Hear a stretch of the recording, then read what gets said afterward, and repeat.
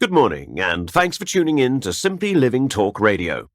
We have a very special guest in the studio today to talk to us about a trend that is becoming more and more popular, downshifting. Aziza Mukasheva is a blogger who writes about the topic and gives people tips on how they can make their lives simpler. Welcome, Aziza. Thank you so much for having me. So, Aziza, when did you first decide to join the downshifting movement? Well, like many people, I was frustrated with my life because I was always trying to keep up with everyone else. My neighbors, my friends, my colleagues, you name it. I felt like life was just a competition to have the best stuff, the most expensive car, the biggest house, the latest gadget. It was stressful, so I decided to stop trying to live up to other people's expectations and start living only for myself. I don't have a big house or a fancy car anymore, but I really don't mind. And how quickly did you see a change in your life? Oh, right away. I didn't do everything all at once, though.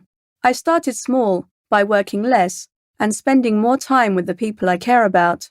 The more time I spent away from the office, the more I appreciated life.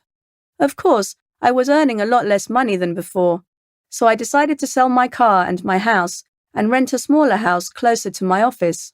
Now, it only takes me a few minutes to walk to work, and I don't have to worry about huge bills every month. That's great. And what's your opinion about extreme cases of downshifting, like going off the grid? Well, personally, I'm not ready to go that far just yet. For me, it would be too difficult to leave everything behind and live without electricity, running water, and the services that life in a community has to offer. I am not comfortable with the idea of being unable to call emergency services, for example. But if someone is willing to give it all up, I say go for it. So there are some negatives to downshifting then? It's all a matter of balance, really. Those who go to the extreme of living off the grid face a lot more challenges than I do, having to do everything themselves. But they also get to enjoy the peace and quiet of living close to nature. Thank you so much, Aziza. You've given us a lot to think about. For more tips and stories about downshifting, check out Aziza's blog at www.